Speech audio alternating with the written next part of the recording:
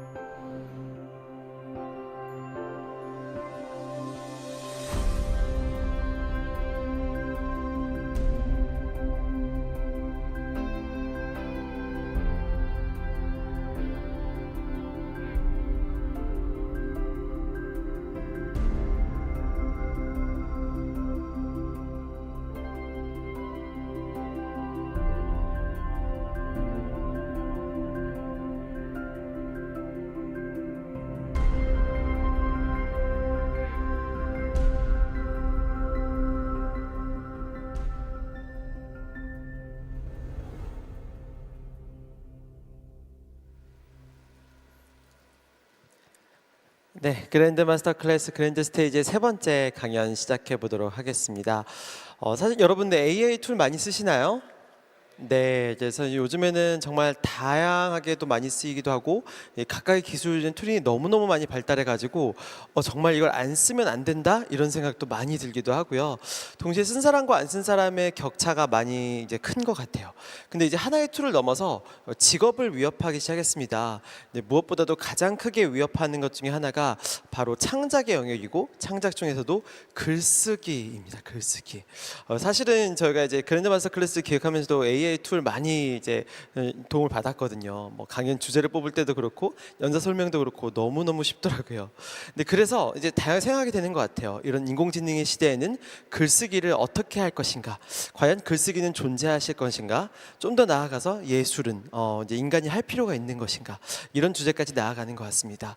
그래서 정말 대통령의 글쓰기를 했던 한국에서 글쓰기를 하면 손꼽히는 분을 모셨습니다. 강원국 작가님에게 묻습니다. 인공지능 시대에 인류는 어떤 글쓰기를 할 것인가? Grand Masterclass.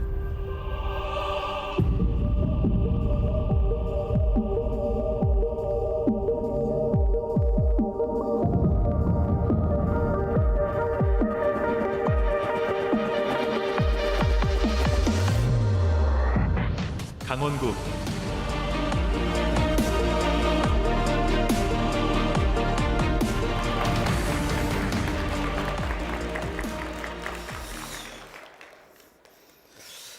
이 대기실에서 들으니까 이 전에 나오셨을 때는 우레와 같은 박수가 나오던데.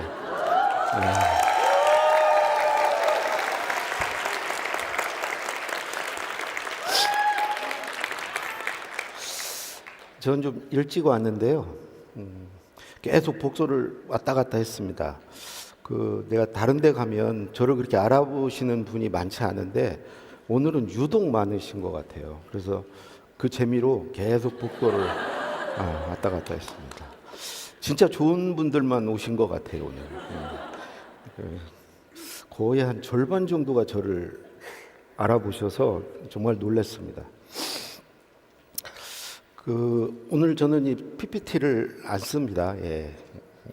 뭐 오늘만 안 쓰는 게 아니고 원래 이제 PPT를 쓰지 않습니다. 어떤 말씀을 좀 드릴까? 저는 이제 회사 생활을, 직장 생활을 한 25년 했습니다. 그리고 51살에 이제 직장에서 나와서 지금 13년 차 이렇게 글 쓰는 걸로 이제 밥 먹고 살고 있습니다. 그러니까 합하면은 거의 한 35, 6년 이렇게 글을 쓰고 있습니다. 근데 어떻게 해서 이렇게 글을 쓰면서 먹고 살 수 있었냐? 비결이 있습니다. 저는 그 운이 좋았습니다. 저는 시대 운을 타고난 것 같아요. 그 35년 과정에서 4번의 운이 따랐습니다. 4번에. 제가 처음 그 직장 생활을 시작한 게 이제 1989년입니다. 이제 90년부터 본격적으로 이제 제가 글 쓰는 일을 하게 됐는데요. 처음에는 이제 원고지에 글을 썼습니다. 이제 원고지 그 당시에는 PC가 없었고요. 원고지에 글을 쓰려면 정말 머릿속에 그 일목요연하게 쓸 내용이 준비되어 있어야 합니다. 그래야 순서대로 쓸 수 있습니다. 쓰다가 이게 아니면은 처음부터 다시 써야 돼요. 그러니까 그 당시에는 계속 그걸 되풀이했습니다. 그래서 저는 이제 그 머릿속에 그렇게 일필휘지할 수 있는 그런 역량이 없었기 때문에 정말 힘들었어요. 처음에 글을 쓸 때. 그런데 제가 글을 쓰기 시작하고 얼마 안 돼서 PC가 보급이 됐습니다. 개인 PC가. 그 PC를 처음 받으니까 그냥 그 PC 안에서 막 오리기, 붙이기, 뭐 지우기, 뭐 넣기 이게 뭐 자유자재로 되니까 원고지에 쓸 때에 비해서 글쓰기가 너무 쉬워졌어요. 그 차이는 정말 어마어마했습니다. 사실은 그 전에는 이제 내가 이렇게 쓰면 종이에 써서 이제 우리 부서마다 한 분씩 계시는 그 여성분이 이렇게 타자를 주면은 그걸 가지고 이제 위에 보고를 했습니다. 그래서 그분이 이제 바빠서 못 쳐주면은 저는 글을 다 써도 이제 보고할 수 없고 뭐 그런 처지였어요. 근데 이제 개인적으로 이제 PC가 보급이 되니까 그걸 가지고 이제 글쓰기를 시작할 수 있었고요. 그렇게 한 10년 정도 그 조직에서 글을 쓰다가 2000년에 이제 청와대에 가게 됐습니다. 이제 김대중 대통령 때인데요. 거기에 가서 제가 처음 느낀 것은 내가 김대중 대통령 글을 쓸 수 없겠구나. 거기 가서 이제 그분의 연설문, 기고문 이런 걸 써드려야 되는데 너무 그분이 아는 게 많으신 거예요. 정말 박학다식한 거예요. 정말 모르는 게 없으신 분이에요. 근데 내가 이분의 글을 쓴다고 정말 엄두가 안 났습니다. 그래서 처음에 이제 가서 한 당분간 되게 힘들었어요. 그야말로 그분의 어떤 전체 집합에서 나는 극히 일부의 어떤 부분 집합이었기 때문에 그걸 가지고 그분의 글을 쓴다는 게 사실 말이 안 되는 일이었습니다. 그런데 그 2000년 즈음에 뭐가 나왔냐면 인터넷이 나왔습니다. 인터넷. 여러분들 인터넷 그 www 이게 우리나라에 들어온 게 제가 컴퓨터공학과 친구한테 물어보니까 95년에 선을 보였대요. 그래서 그 인터넷 내용이 그 안에 내용이 이제 들어가서 어느 만큼 이렇게 쓸 수 있는 상태가 된 게 2000년 초랍니다. 그래서 제가 딱 그때 2000년에 그 인터넷의 혜택을 받은 거예요. 이제 거기 들어가니까 사실 대통령님이나 저나 뭐 아는 거에 있어서 차이가 없습니다. 제가 시간을 들여서 검색하고 찾아보면 뭐 큰 차이가 없는 거죠.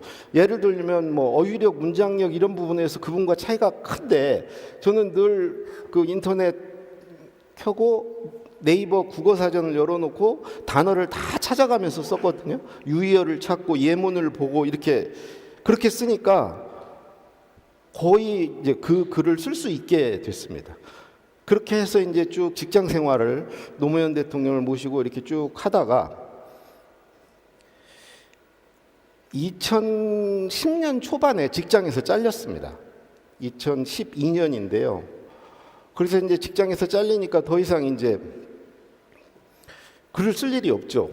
그동안은 쭉 그 내가 모시는 분들 글을 썼는데 대통령 2분, 회장님 3분의 글을 써드렸는데 이제 소속이 없어지니까 이제 글을 쓸 일이 없어졌습니다. 그리고 이제 당연히 월급도 없어지고 사회와 관계도 다 이제 절연이 되고 이렇게 됐어요.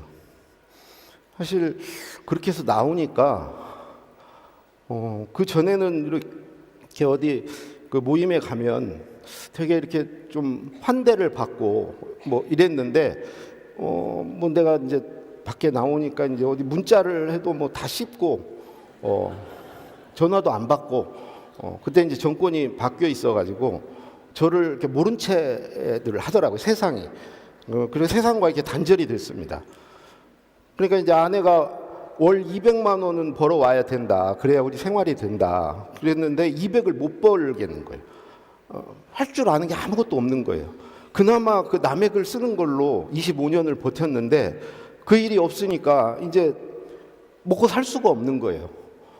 그리고 되게 이제 고립감을 느끼고 이제 집에 있었습니다. 그때 아내는 이제 저를 대신해서 돈을 벌러 나가면서 청소라도 깨끗이 해놔라. 내가 3군데다 표시해놨으니까 그거 안 지워져 있으면 하여튼 알아서 해라. 어영부영 하지 말고 꼼꼼히 해라. 구석구석. 그렇게 이제 한 1년 동안 이제 그렇게 살았습니다. 근데 그때 또 뭐가 터졌냐? 세 번째 시대운입니다. 세 번째. 그 스마트폰과 SNS가 생겼습니다. 여러분들 그 스마트폰이 우리나라의 한 절반 정도가 쓰기 시작한 때가 2012년이래요. 2012년. 그때부터 상용화된 거예요. 그래서 제가 딱 그때가 잘렸을 때입니다. 그 뒤로 이제 뭐 카톡이라든가 뭐 SNS가 생기면서 나는 그걸 통해서 사람들과 소통할 수 있었어요. 그 휴대폰을 통해서 저한테 일도 들어오고 제가 어디를 갈 수도 있고, 사실은 어디 소속이 있을 때는 그 소속을 통해서 이제 다 관계도 맺어지고 거기서 돈도 주고 다 하는데, 그게 없을 때는 사실은 뭐 이렇게 돈 벌 방법이 없거든요. 근데 이제 스마트폰이 생기고 그 SNS 뭐 블로그라든가 그다음에 뭐 페이스북, 그다음에 뭐 그 당시 카카오 스토리 뭐 이런 티 스토리 뭐 이런 것들에 글을 쓸 수가 있었습니다. 사실은 그 SNS가 생기기 전까지는 특별한 사람들만 글을 썼어요. 뭐 신문이라든가 잡지라든가 이런데 불러주는 사람만 글을 쓸 수 있었는데, 이제는 그때부터는 아무나 글을 쓸 수 있는 거예요. 써서 보여줄 수가 있는 거죠. 그래서 그 세 번째 그 시대운을 타고 그때 이제 글을 쓰고 휴대폰을 통해서 이제 사람들과 소통하면서 먹고 살 수 있게 됐습니다. 비로소. 그러니까 제가 어떤 게 뭐 벽에 부딪힐 때마다 그거를 뚫어줬어요. 그리고 이제 마지막 네 번째는 제가 한 2년 전부터 이 생활을 한 게 지금 13년 차인데 10년 넘어가면서부터 약간 이렇게 번아웃도 되고 매너리즘에 빠지고 더 이상 쓸거리도 없고 이렇게 되더라고요. 다 소진을 한 거예요. 내가 갖고 있는 쓸거리, 그다음에 내 에너지를 다 10년 동안 소진을 한 겁니다. 그래서 이제 더 이상 쓸 책도 없고 뭐 이런 즈음에 한 2년 전부터 인공지능이라는 게 챗 GPT나 이런 것들이 나왔어요. 그게 저를 어찌 보면 이제 확장하고 증강시키는 이제 도구가 됐습니다. 인공지능 시대가 열리지 않았으면 저는 한 2년 전에 더 이상 글도 못 쓰고 이제 이런 당연히 강의라든가 이런 것도 못 하게 됐을 거예요. 근데 인공지능에 또 혜택을 또 있게 된 거예요. 그러니까 PC가 나오고 그다음에 인터넷이 등장하고 그리고 휴대폰과 SNS 그리고 인공지능 덕분에 지금까지 이렇게 살아올 수 있었습니다. 최근에는 아니고 작년 말에 강원국의 책쓰기 수업이란 책을 제가 다 써놓고 출간 전에 그냥 궁금해서 챗 GPT에게 내가 이런 책을 쓰려고 하는데 네가 한번 목차를 잡아줄 수 있냐 이렇게 물었어요. 강원국의 책쓰기 수업. 그랬더니 얘가 목차를 쫙 잡아줬어요. 근데 그 걔가 잡아준 목차가 제가 써놓은 책의 목차와 한 3분의 2가 유사한 거예요. 3분의 2가 거의 같아요. 그러면서 얘가 뭐라고 그러냐면 이대로 써드릴까요? 그러는 거예요. 저는 그거를 거의 2년 동안 짬짬이 쓴 거거든요. 2년 동안. 근데 그거를 걔는 한 10분이면 그 내용, 동시다발적으로 얘는 쓸 수가 있거든요. 50개 꼭지면 50개 꼭지를 그냥 한꺼번에 같이 쓸 수가 있습니다. 그래서 됐고 세 꼭지만 써봐라. 세 꼭지. 정해줬어요. 이거. 써봐라 그랬더니 그것도 순식간에 이제 썼는데 쓰기 전에 저한테 또 물어보는 거예요. 강원국채로 써드릴까요? 유시민채로 써드릴까요? 실제로 물어봅니다. 그래서 강원국채로 써봐라 그랬더니 그걸 쫙 썼는데 정말 제가 쓴 것보다 더 제가 쓴 것 같이 썼어요. 저보다 더 저답게 썼어요. 정말 놀랐습니다. 내용도 내가 그 13권의 책에서 써놓은 저의 어떤 일화, 에피소드 이런 걸 다 가져와 가지고 사례를 들면서 쓴 거예요. 무엇보다도 문체가 정말 저는 솔직히 제 문체를 몰라요. 여러분도 뭐 내가 어떤 글을 쓰는 사람인지 자기를 객관화하기가 쉽지 않죠. 근데 얘는 내가 쓴 책을 다 가져와서 그것의 어떤 공통 분모, 공통점, 특별한 점 이런 것들을 다 추출을 해서 내 문장의 어떤 패턴이나 어떤 글의 전개 방식 이런 것들을 완벽하게 학습을 해서 거기에 딱 맞춰서 쓰는 거예요. 그러니까 제가 쓰면은 이렇게도 쓰고 저렇게도 쓰고 이렇게 오락가락 하는데 그렇게 쭉 써온 것들을 얘가 그걸 관통하는 어떤 공통분모를 찾아가지고 제 글을 써주는 거죠. 그러니까 제가 쓴 것보다 더 저답게 쓰는 거죠. 여러분들 뭐 개그맨이나 오늘 고명환 씨도 왔던데 누구 이렇게 성대모사하고 흉내 내잖아요. 그럴 때 사실은 그 흉내를 낼 때 우리가 이제 웃음이 터지고 이런 것은 그 본인보다 더 그 사람같이 하기 때문입니다. 그거를 그 사람의 아주 중요한 특징을 잡아서 하는 거죠. 그 대목은 그 본인보다 더 그 사람 같이 하는 거죠. AI가 똑같습니다. 그거를 다 내 거를 특징을 잡아서 이제 써주는 거죠. 제가 그거를 딱 받아보고 와, 이제 인간은 글을 쓰지 않겠구나. 앞으로 글을 정말 쓰지 않겠구나. 왜 그러면 지금도요 저보다 걔가 잘 씁니다. 근데 뭐 그런 얘기 하잖아요.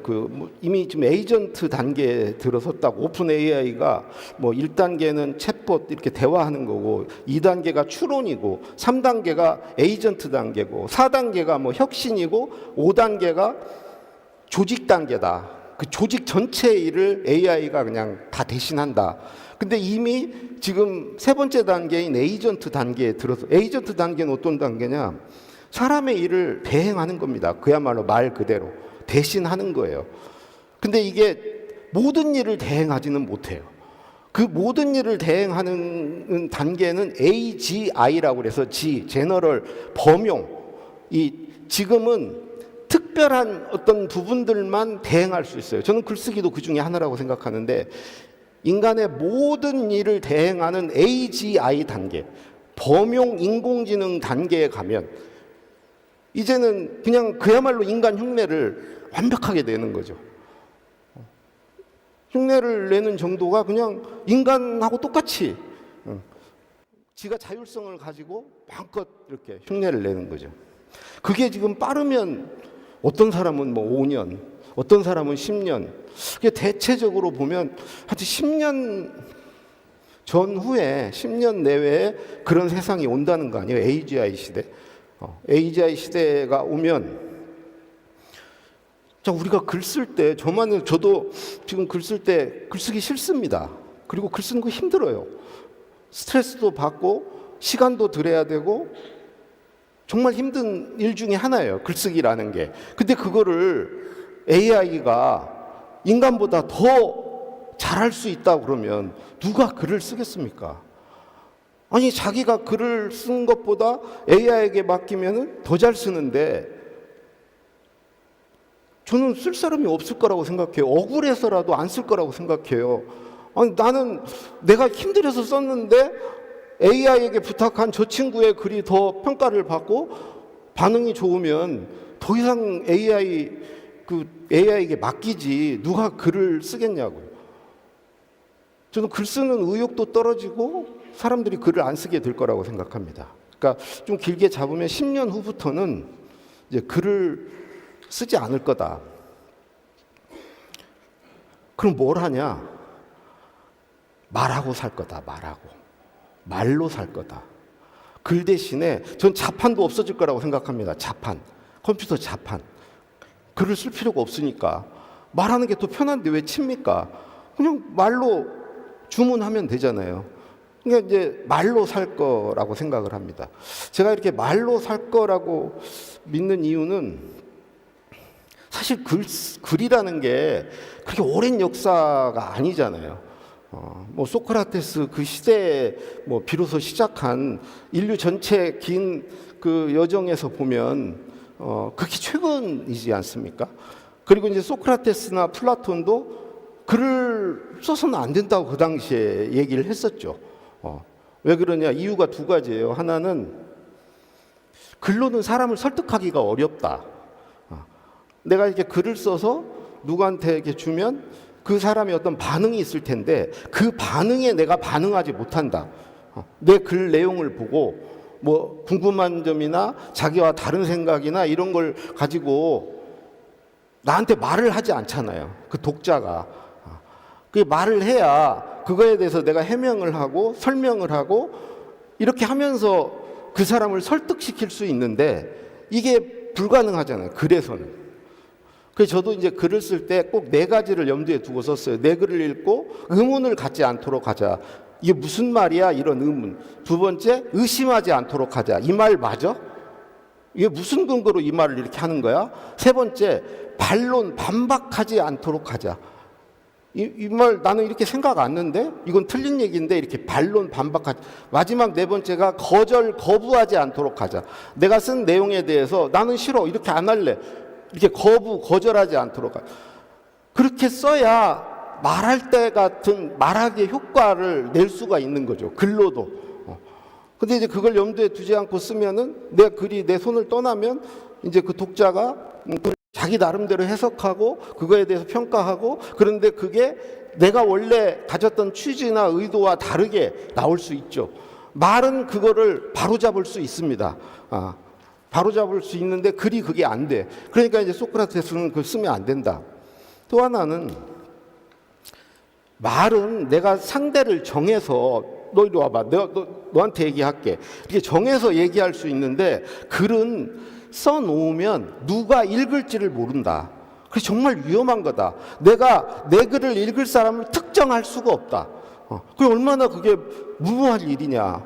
써두면 막 돌아다닐 텐데 그걸 내 생각에 저는 안 읽었으면 좋겠다는 사람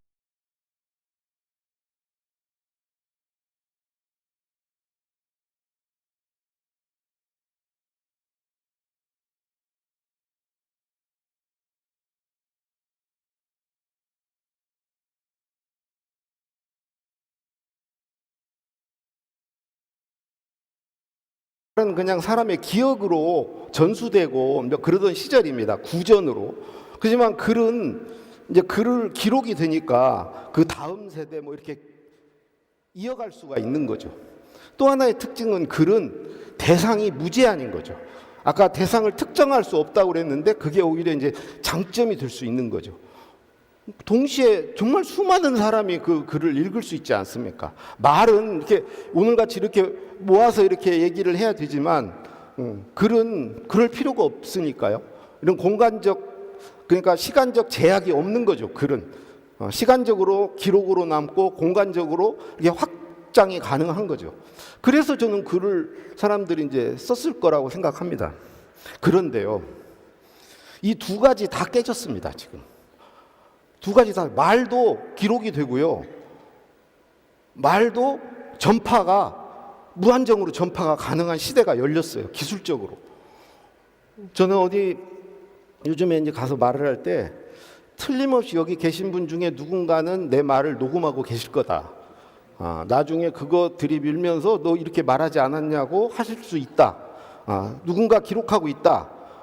그게 이제 노무현 대통령도 자기 말을 다 기록해달라고 그랬거든요. 녹음해달라고. 그래야 스스로 경계한다고. 나중에 남을 거기 때문에. 자기 말이 남을 거기 때문에 그러셨는데, 근데 이제 말이 다 그게 가능해졌어요. 굳이. 근데 여러분, 말하기와 글쓰기 중에 솔직히 이제 말하기가 편하죠. 쉽죠. 물론 저런 건 있습니다. 글은 시간이 주어져요. 언제까지 쓰면 돼요. 그 시간 내에 내가 뭐 찾아볼 것도 찾아보고 뭐 이걸 할 수가 있어요. 근데 말은 시간을 안 줘요. 바로 말해야 돼요. 그래서 내가 모르는 건 말할 수가 없어요.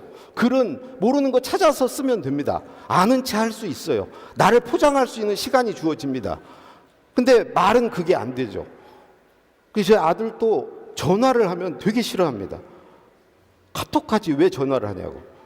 그냥 카톡은 받으면 자기가 그냥 그 답변을 자기가 마음대로 할 수 있잖아요. 근데 전화를 하면은 바로 대답을 해야 하잖아요.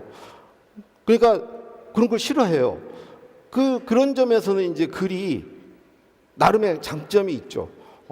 특히 저 같은 경우에 대통령의 글을 8년 동안 썼지만은 특히 노무현 대통령이 저한테 말을 시키시면 뭐를 물어보시거나 이러면은 정말 대답을 못했습니다. 그래서 대통령이 이상해요. 너 글은 좀 쓰는데 왜 이렇게 말을 너 학교 다닐 때 뭐 했길래 이렇게 아는 게 없냐? 솔직히 아는 것도 대답이 안 나갔어요. 머릿속이 하얘져가지고 아무 생각도 안 나고 내 방으로 이제 올 때는 떠오르고 이렇게 말했으면 됐는데 이게 말이라는 게 그렇습니다. 이게 그야말로 즉시성이잖아요. 그때 해야 하잖아요. 근데 그런 말의 어떤 특성 때문에 앞으로 사람들은 말을 믿게 될 거라고 생각합니다. 말을 믿게 될 거다. 이제 앞으로 이제 10년 후가 될지 모르지만 누가 이제 글을 써서 갖고 가면 이거 네가 쓴 거 맞아? AI가 쓴 거 아니야? 여러분 그때는 이제 AI와 인간의 구분이 없어지기 때문에 인간 수준으로 AI가 다 하기 때문에 의심하게 돼요. 글을 의심하게 됩니다. 글은 안 쳐줘요. 아무리 잘 써도 이제 별로 대접을 못 받습니다. 반대로 말은 그 사람 거예요. 그 사람이 주인이에요. 그건 믿어요. 그래서 앞으로 논술 이런 거 안 볼 거라고 생각합니다. 요즘에도 최근에 무슨 주요 대학에서 학생들이 AI에서 컨닝했다 모르는데 구술할 겁니다. 구술 시험을 볼 거예요. 말을 믿을 거예요.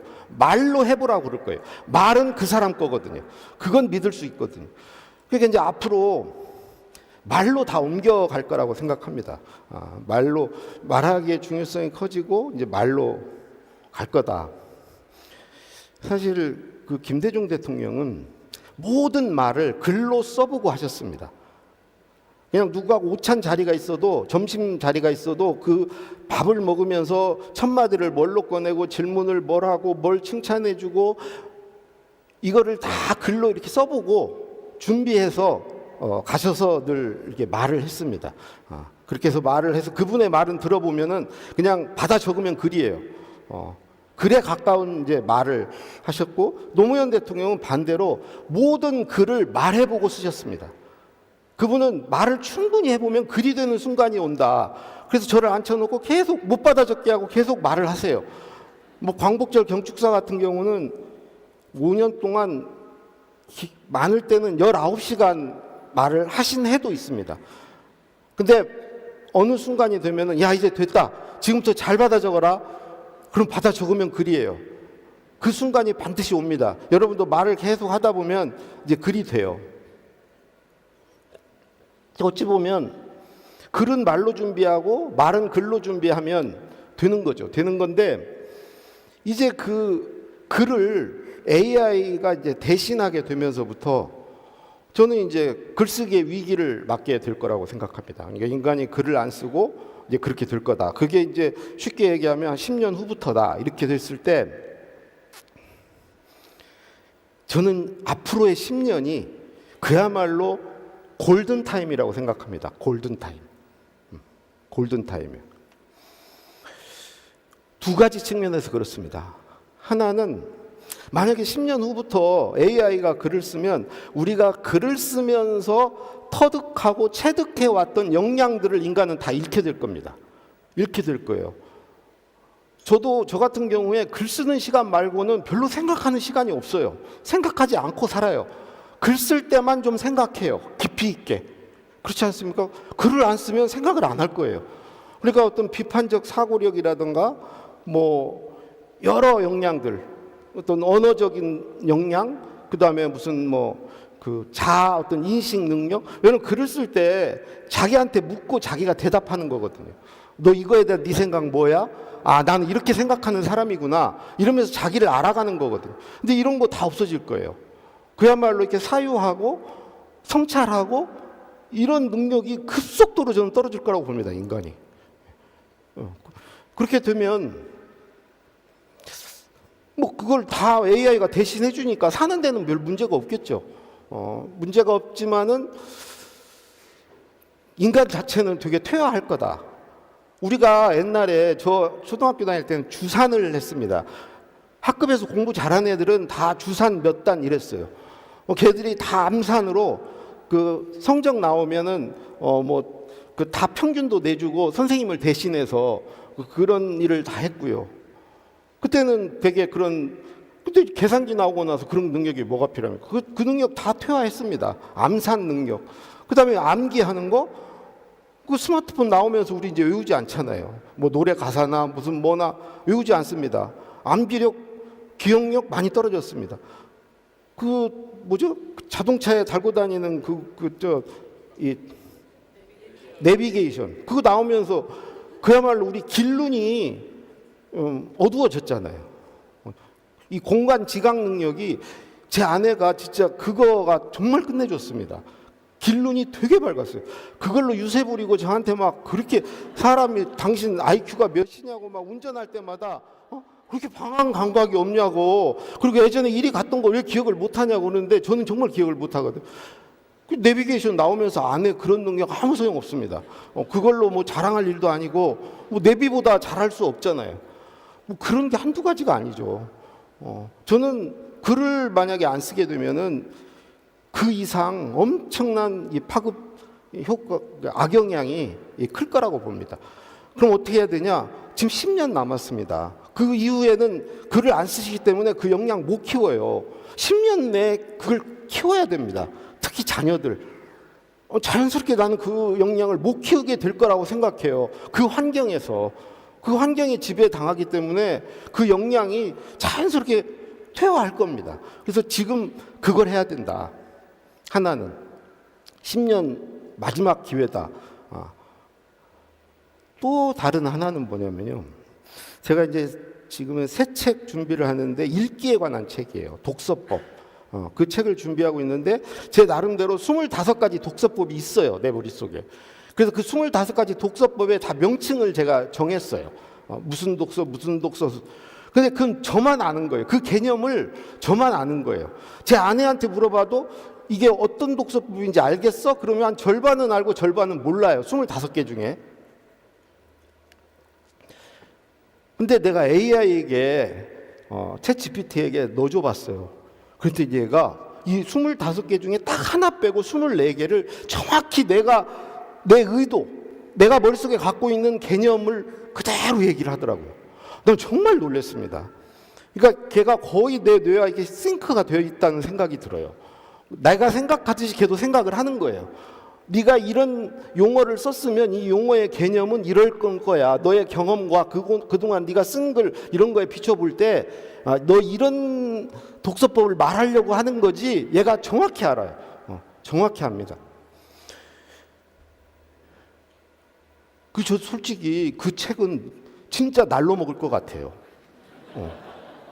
정말 날로 먹을 것 같은데, 그래서 그 두 번째 생각이 뭐냐면 10년이 골든타임의 두 번째는요, 나를 AI에게 알릴 수 있는 마지막 10년이다. 앞으로 10년 후에는 AI가 아는 사람의 글은 그 사람보다 더 잘 써줄 수 있어요.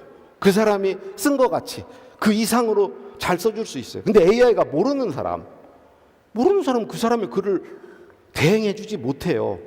대신하지 못합니다. 그럼 그런 사람은 어떻게, AI가 아는 사람, 저는 이제 그 축에 끼는 거죠. 정말 운이라고 생각하는데, 그럼 저는 그냥 하루에도 책을 한 권씩 쓸 수 있어요. 지금 25가지 쓰라고 그러면은 1시간이면 다 써요, 걔. 근데 그렇지 못한 사람, 그런 사람은 AI 시대가 왔는데 AI 도움을 하나도 못 받는 거죠. 다른 사람은 다 AI 덕분에 뭔가 성과나 뭐 이런 결과물들을 막 낼 수가 있고 할 수가 있는데 전혀 도움을 못 받는 겁니다. 그냥 모르면은 지식으로 내놓겠죠. 근데 그거는 그야말로 기계의 냄새가 나는 거고 사람의 어떤 그 사람의 숨결이나 어떤 지문이 묻어 있지 않는 거, 이거는 값어치가 없는 거예요.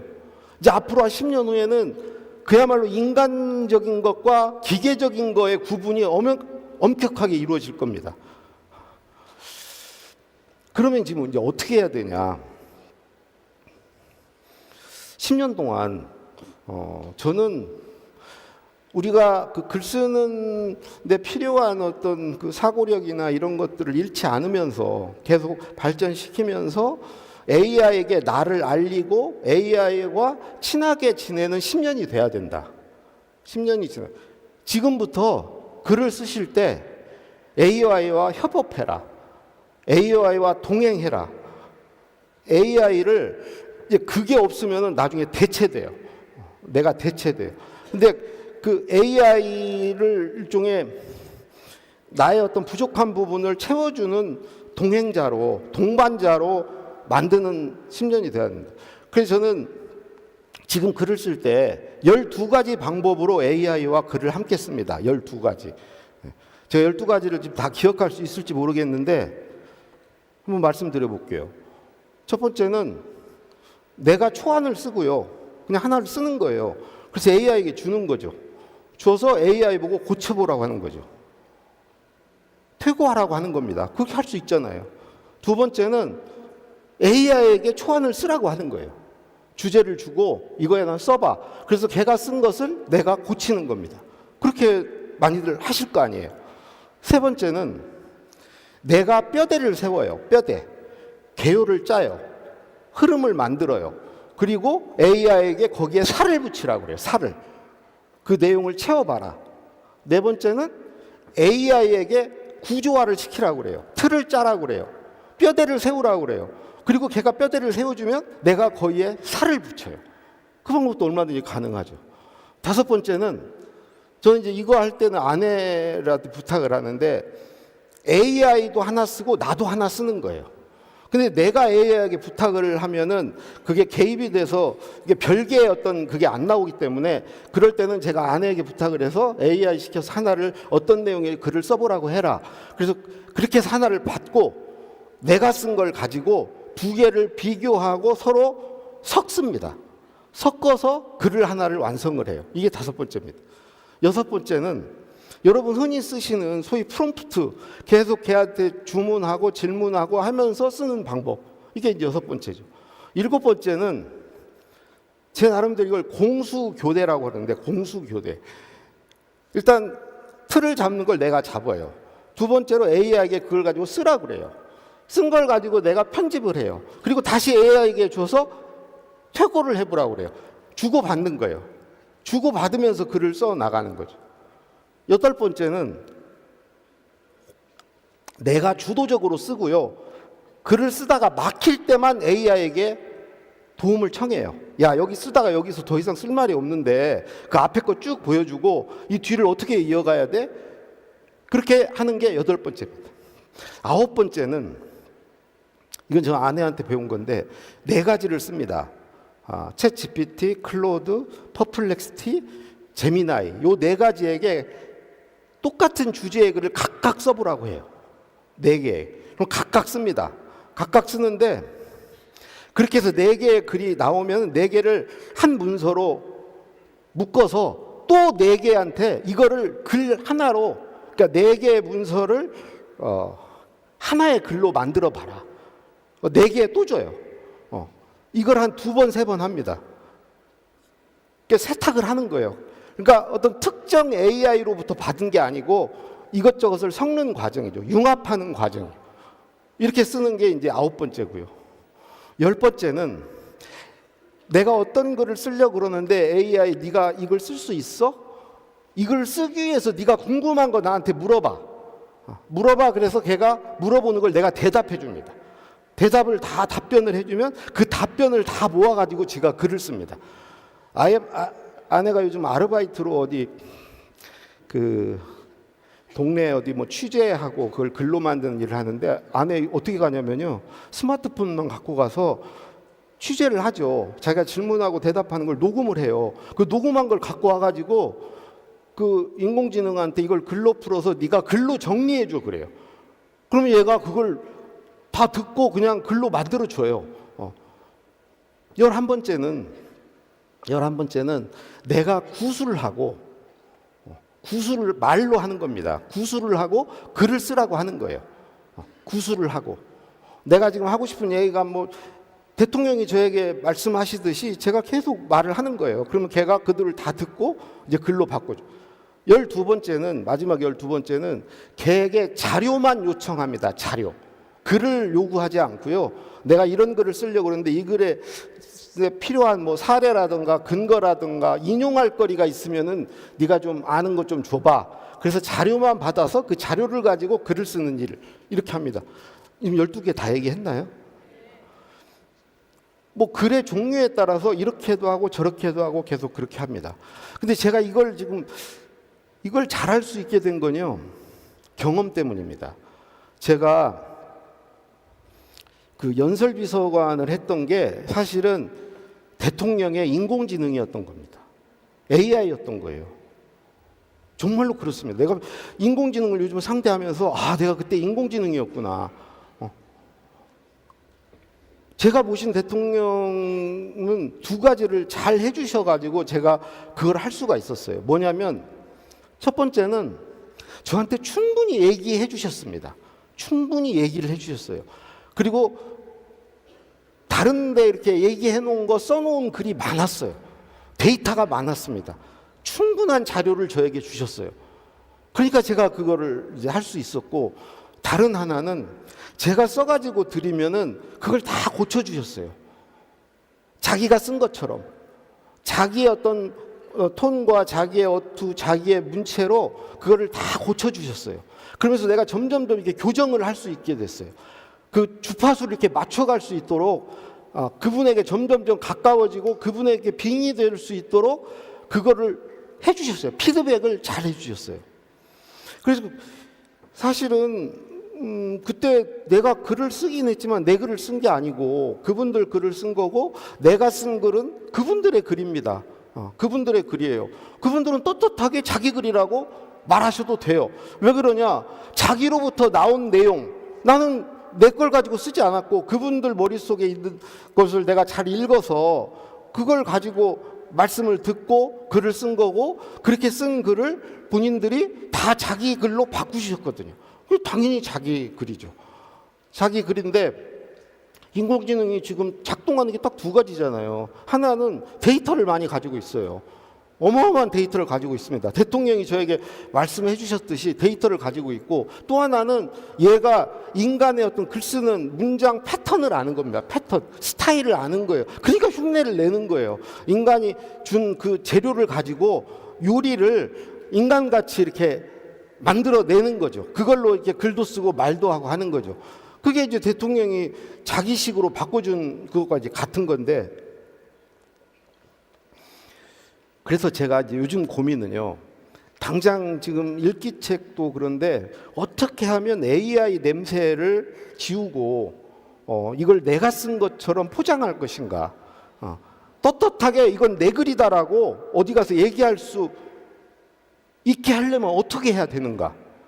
여러분도 그 조건을 갖추면은 AI 도움을 충분히 받되 어디 가서 당당하게 이거 내가 썼어, AI가 도왔을 뿐이야. 아니 대통령이 가서 연설비서관 거 내가 읽었다가 아니잖아요. 연설비서관이 도와줬죠. 그렇지만 엄연히 자기 말이고 글이잖아요. 어떻게 하면 그렇게 할 수 있을까? 제가 찾은 방법은 이겁니다. 그래서 첫 번째로요, 저는 이제 AI가 알지만은 AI가 모르는 사람은 자기에 대해서 정확히 얘기를 해줘야 됩니다. 자기 정체를 얘기를 해줘야 돼요. 내가 어떤 사람인지. 그래야 내 흉내를 내요. 아니 그거는 사실이 아닌 걸로 만들 수도 있어요. 일종의 페르소나를 만들 수도 있습니다. 내가 15년 차 기자야, 아니면 내가 대학 교수야, 이렇게 자기 신분을 만들 수 있어요. 자기 정체성을 만들 수 있습니다. 아니 그걸 만들어 주는 게 중요해요. 내가 누구인지 알아야 걔가 나의 구미에 맞게 나를 쓸 수 있거든요. 첫 번째는 나를 만들어서 걔에게 알려줘야 된답니다. 나란 사람에 대해서. 두 번째는 내가 갖고 있는 거, 대통령이 저한테 얘기를 해주셨듯이 내가 갖고 있는 자료들, 글의 재료들을 정말 다 줘야 된다. 걔에게 최대한 줘야 돼. 그러니까 어떤 주제에 글을 쓰려고 그러면 그 주제에 관해서 내가 갖고 있던 생각들, 그 주제와 관련한 경험들, 이걸 최대한 내 걸 다 줘야 된다. 걔한테 그냥 써보라고 하면 안 되고 충분히 주고 이걸로 한번 써봐. 재료를 줘야 된다. 세 번째, 내가 쓰고자 하는 글의 핵심 메시지, 결론, 그 주제, 그 글의 주제, 그거는 내가 정해줘야 된다. AI는요, AI 글 읽어보시면 알겠지만 한정식 백반 같아요. 그냥 이것저것이 그냥 상위에 다 올라와 있어요. 근데 인간은 그냥 김치찌개 백반, 된장찌개 백반, 이 소위 일품 요리를 하는 거거든요. 전하고자 하는 메시지가 있는 거거든요. 그 글에서. 근데 AI 글은요, 쭉 읽어보면 다 맞는 말이고, 와, 정말 뭐 이렇게 아는 게 많아 느낌이 드는데, 그래서 뭔 얘기를 하고 싶은데, 네가. 이게 없어요. 그걸 넣어줘야지 내 글이 이제 되는 거죠. 네 번째는 배경 설명을 잘해줘야 돼요. 배경 설명. 그 맥락을 알려줘. 얘는 맥락을 몰라요. 인간은 그걸 알죠. 내 머릿속에 맥락이 있습니다. 이 글이 어떤 목적으로 누구에게 어떻게 읽혀야 될 건지가 당연히 있죠. 대통령은 그걸 충분히 저한테 설명해 주셨어요. 내가 이러이러한 의도로 이런 취지를 갖고 있다. 그 맥락이죠. 그 배경 설명을 얘한테 충분히 해줘야 됩니다. 다섯 번째는 글을 쓰는 어떤 조건, 그거를 좀 구체적으로 알려줘야 돼요. 무슨 얘기냐면은 사람마다 다 취향이 있고 성향이 있고 자기만의 어떤 그런 것들이 다 있습니다. 얘는 그게 없어요. 얘는 그게 없습니다. 그거를 얘한테 주어줘야 돼요. 나는 이런 쪽으로 생각하는 사람이야. 내 성향은 이래. 나는 예를 들어서 김대중 대통령은 첫째, 둘째, 셋째 이런 식으로 전개하는 걸 좋아하시고, 노무현 대통령은 주장, 이유, 근거 이런 식의 전개 방식을 좋아하는데 그분들의 취향이에요.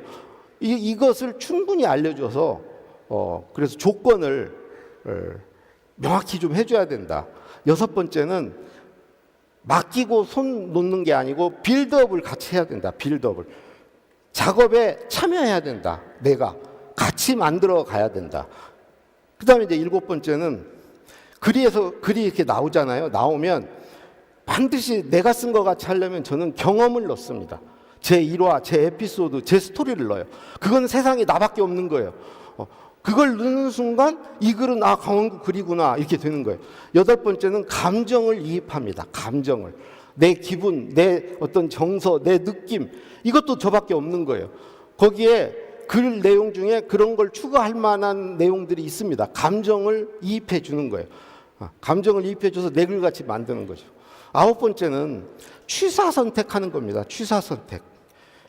걔가 준 것 중에 그냥 AI 같은 내용들이 있어요. 걔는 당신 이런 말 되게 좋아합니다. 당신. 이런 거 다 제거해야 돼요. 이 기계어. 걔가 쓰는 기계어들을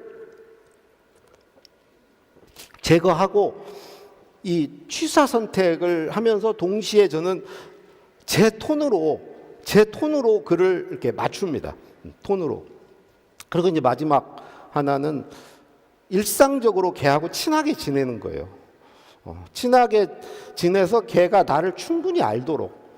걔 희한한 게요. 제가 며칠 전에 걔한테 뭘 부탁해서 쓴 글 다 기억하고 있어요.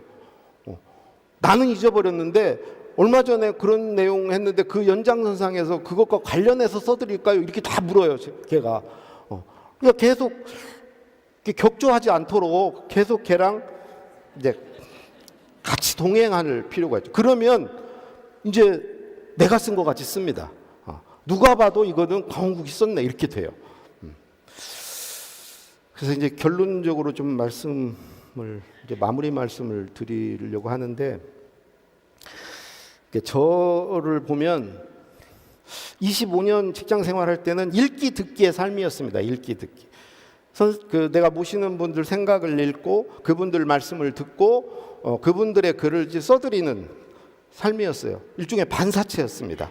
내가 빛을 내는 게 아니고 그분들의 빛을 받아서 그거를 다듬어서 그분들에게 되싸드리고 이제 그분들을 빛내드리는 이제 그런 역할을, 그야말로 인공지능 같은 그 반사체 역할을 했던 거죠. 근데 이게 저는 51살에 그 위기를 맞은 거죠. 더 이상 반사체로 살 수가 없는 거예요. 소속이 없어진 거예요. 나를 부르는 사람이 없는 거예요. 그때 제가 느낀 게, 이제는 반사체에서 발광체가 돼야 되는구나.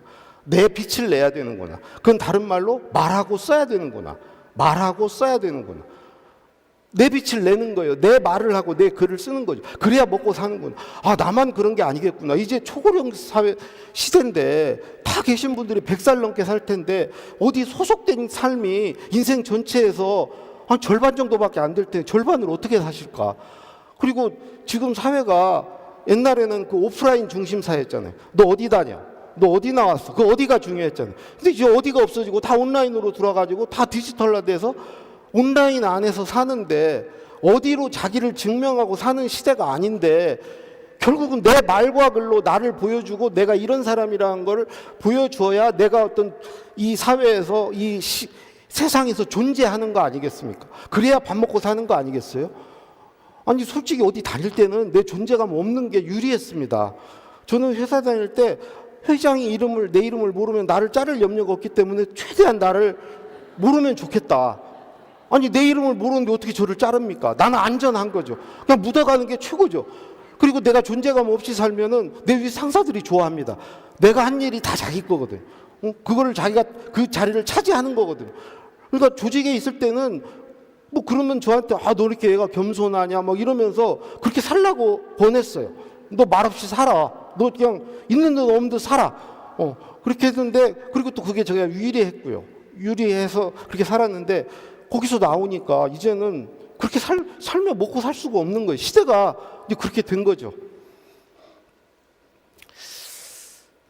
그래서 저는 이제 앞으로 희한하지만 다시 글로 돌아와서 자기를 찾아야 된다. 자기를 찾는 방법은요, 자기에 관해서 글을 쓰는 겁니다. 그거 말고는 저는 없다고 생각해요.